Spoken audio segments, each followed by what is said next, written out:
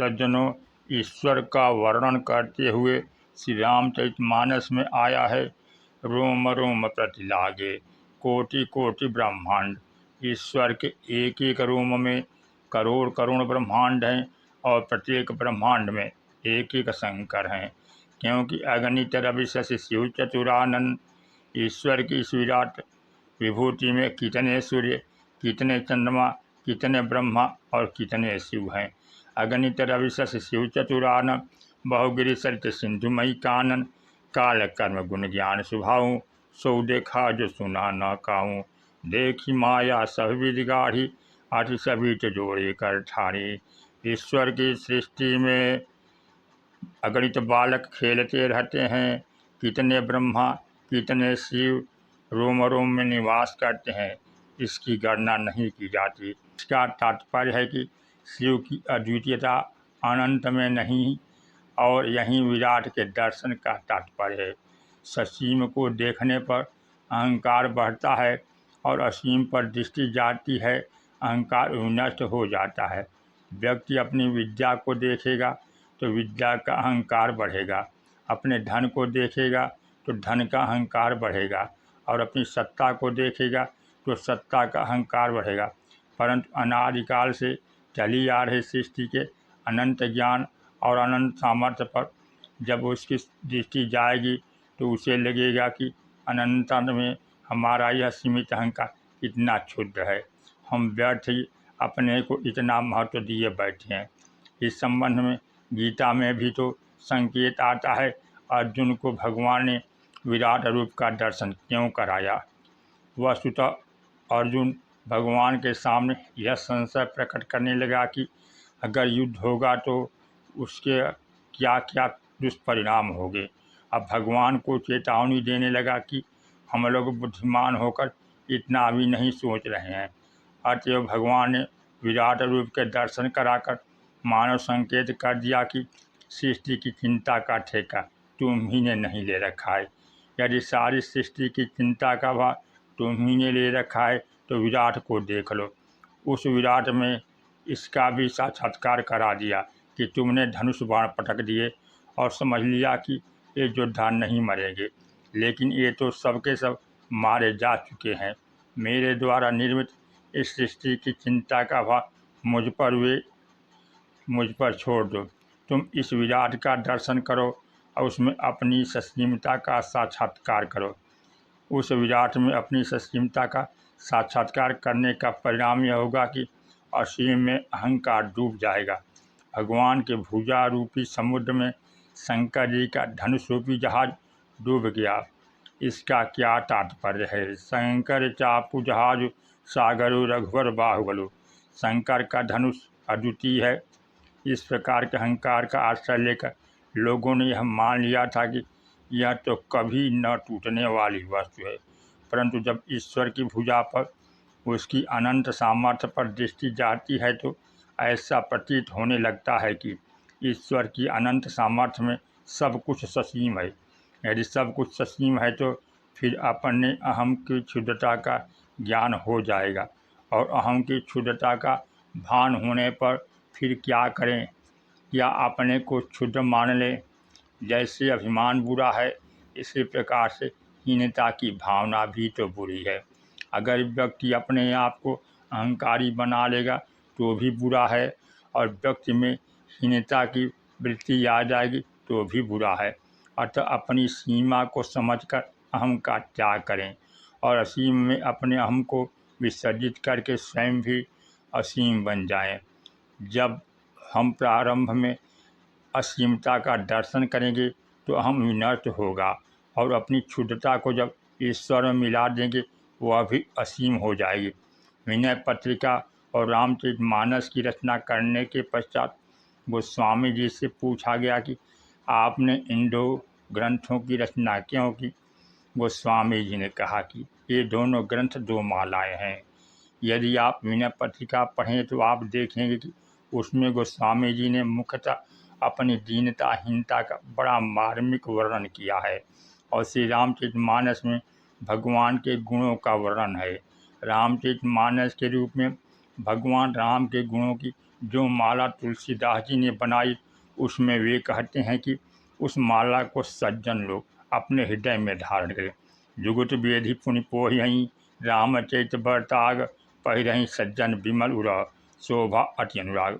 और यह पूछे जाने पर कि विनय पत्रिका की माला कौन पहनेगा, तो गोस्वामी जी ने कहा राम निपहि पहिरावहीं, रामायण की माला हम पहनेंगे और विनय पत्रिका की माला भगवान पहनेंगे। अर्थात भगवान के गुणों की माला जीव पहन ले और अपनी दीनता की माला भगवान के गले में डाल दे। यही अच्छा संजोग हो है कि भगवान के गुण हम में आ जाएं और हमारी क्षुद्रता भगवान में मिलकर धन्य हो जाए। जैसे नदी नाले समुद्र में मिलकर स्वयं भी असीम हो जाते हैं। कोई यह नहीं कहता कि यह नाले का जल है, यह नदी का जल है। इसी प्रकार हमारी दीनताहीनता भी भगवान में मिलकर धन्य हो जाए। वस्तुतः इस असीमता का भान न होने के कारण भगवान की भुजा समुद्र के समान असीम अथाह और दूसरी ओर शंकर जी के प्रति अद्वितता की भ्रांति के कारण ही लोगों के मन में विश्वास है कि यह जहाज कभी विनष्ट नहीं होता, शंकर चापू जहाज। और इसी जहाज के सहारे हम संसार में व्यवहार करने चले हैं। इस जहाज पर सवार यात्रियों का वर्णन करते हुए गोस्वामी जी कहते हैं, सब कर संशय अरु अज्ञानो, प्रत्येक व्यक्ति के मन में जो संशय और अज्ञान था कि यह धनुष नहीं टूटेगा, वे भी उस पर सवार हो गए और मंदमहीपन कर अभिमानु। वहाँ जो दुष्ट राजा आए थे उनका अभिमान भी उसी पर सवार हो गया। गोस्वामी जी ने उनके लिए मंद शब्द क्यों कहा? गोस्वामी जी के कहने का कारण है कि वहाँ जो अनेक राजा आए हुए थे उनमें से कुछ राजाओं ने धनुष तोड़ने की चेष्टा की और कुछ ने नहीं की। इस पर धनुष तोड़ने की चेष्टा करने वाले राजाओं ने निष्क्रिय राजाओं से कहा कि अगर तुम कुछ करना ही नहीं था तो इतना कष्ट उठाकर यहाँ आए ही क्यों? जब एक उद्देश्य को लेकर आए हो तो कम से कम कुछ प्रयास तो करो। तुम लोग शायद इस भय से धनुष के पास नहीं जा रहे हो कि अगर कहीं धनुष न टूटा तो लज्जित होना पड़ेगा। तुम कायर हो, तमोगुण और लज्जा की भावना के कारण निष्क्रियता को स्वीकार किए हो। इसके उत्तर में भले राजाओं ने कहा कि भाई हम तो यहाँ पाने के लिए आए थे एक को और पा लिया दो को, इसलिए हमारा उद्देश्य तो पूरा हो गया। आए थे सीता जी को पाने के लिए किंतु सीता जी और राम दो को पा लिया। तुम लोग आए थे सीता जी को शक्ति के रूप में पाने के लिए किंतु तुम्हारी कामना यह है कि हम विवाह करके स्वामी बनकर सीता जी को पालें। हमें यह आकर अनुभव हुआ कि वस्तुतः हमारे सामने ये तो ये दंपति शाश्वत मिलित पति पत्नी सीता और राम हैं और हम उनके नन्हे बालक हैं। इसलिए हम तो आज जन्म फल पावा, भाई हमने तो आज जन्म लेने का फल ही पा लिया। अब तुम लोग जो पाने की चेष्टा करें वह करके देख लो। यदि तुम में सामर्थ्य हो तो तुम पाने की चेष्टा करो। इस प्रकार जितने राजा थे उनका अभिमान उस धनुष पर सवार हो गया और उन्होंने कहा कि नहीं, हम ऐसे मानने वाले नहीं हैं, बिना प्रयास किए हम नहीं मानेंगे। इसलिए सब कर संशय अरु अज्ञानो, मंदमहीपन कर अभिमानो। गोस्वामी ने बड़ा सुंदर व्यंग किया। जब भगवान राम धनुष तोड़ने के लिए चले तो श्री सीता जी के मन में भी शोक छा गया और कुछ क्षणों के लिए भगवान श्री राघवेंद्र की छवि उनके अंतःकरण में आ गई। रामचरितमानस में धनुष यज्ञ के संग के पहले पुष्पवाटिका प्रसंग है और वहीं भगवान राम को श्री सीता जी ने लौकिक मंच पर इस विश्व के रंगमंच पर पहली बार देखा। भगवान श्री राघवेंद्र जब लता कुंज से प्रकट हुए तो श्री सीता जी नेत्र मूंद कर भगवान राम का ध्यान कर रही थी। सखी ने सीता से कहा कि जरा नेत्र खोलकर तो देखो। सखी कहती है, लता भवन ते प्रकट भे ते अवसर दो भाई, निकसे जनजुग विमल विधु जलद पटल बिल गाय शोभा स्यों सुभगदौ वीरा नीलपीत जल जाभ शरीरा मोर पंख सिर सोहत नीके गुच्छ बिच बिच कुसुम खली के। तथा तुलसीदास जी ने एक संकेत और दिया, भारत तिलक श्रम बिंदु सुहाय। भगवान राम के माथे पर पसीने की बूंदें थी। उस समय भगवान राम सुमन समेत बाम कर दोना, सांवर कुंवर सखी सुठी रोना, बाएं हाथ में दोना डलिया जिसमें फूल रखते हैं। दोना लिए हुए थे, फूल सजे हुए थे और जब लता कुंज से निकले तो माथे पर पसीने की बूंदें झलक रही थी। इसलिए ज्यों श्री राम धनुष तोड़ने के लिए चले तो श्री सीता जी को पुष्प वाटिका की झांकी याद आ गई। वे सोचने लगे कि जिन्हें फूल का दोना उठाने में पसीना आ जाता है वे धनुष क्या उठा पाएंगे। एक बार ईश्वर का क्या लक्षण है, यही तो ईश्वर की विलक्षणता है।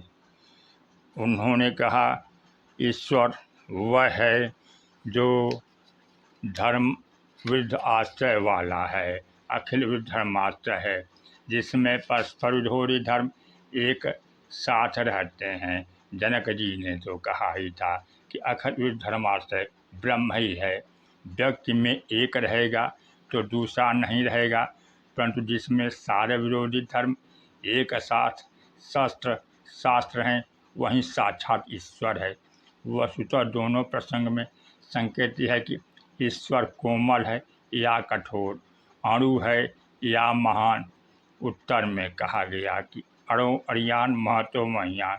संसार में जो छोटा से छोटा चींटी है वह भी उसमें भी ईश्वर है, और जो बृहत्तम हाथी है उसमें भी ईश्वर है। दोनों ही उसके लक्षण है। इसलिए उत्तरकांड में कहा गया है, कुलिस ऊंचाई कठोर अति कोमल कुसुम ऊंचाई। ईश्वर वज्र से भी अत्यंत कठोर और फूल से भी कोमल है। कुलिस ऊंचाई कठोर अति कोमल कुसुम ऊंचाई, चित खगेश राम कर समुझ पढ़ी कछुकाई। लता कुंज में भगवान राम ने जब फूल का दोना उठाने में स्तंभ बिंदुओं को स्वीकार किया तो मानव वह पुष्प की अपेक्षा सुकुमारता थी। और धनुष जग के प्रसंग में वे अपना दूसरा रूप प्रकट कर रहे हैं। यही अखिल विरुद्ध धर्माश्रयता है। शंकर जी का धनुष वज्र से भी कठोर माना जाता है, किंतु उस वज्र की अपेक्षा कठोर धनुष को तोड़ने में भगवान राम के माथे पर श्रम बिंदु आए हों ऐसा वर्णन गोस्वामी जी ने नहीं किया है। इसका तात्पर्य है कि प्रीति व क्षण भर के लिए श्री सीता जी की दृष्टि ईश्वर के अखिल विरोधी धर्म की ओर न जाने के कारण उनका शोक भी उसी धनुष पर सवार हो गया। उन्हें भी लगने लगा कि यह धनुष नहीं टूटेगा। इसी क्रम में अन्य यात्रियों का वर्णन करते हुए गोस्वामी जी कहते हैं, सिय कर सोच जनक पछतावा, रानी न कर दारुण दुख दावा। रानियों का दुख और महाराज जनक का सोच एवं पश्चाताप भी सवार था।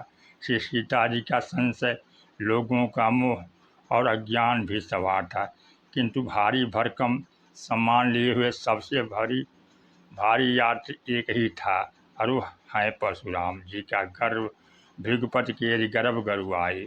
सबसे वजनदार यात्री परशुराम जी थे। फरसा इस समय परशुराम जी के गर्व का प्रतीक बन चुका, जो उनके कंधे पर रहता था। यही प्रदर्शन की वृत्ति है। अहंकार होने पर ही तो व्यक्ति प्रदर्शन करने की चेष्टा करता है।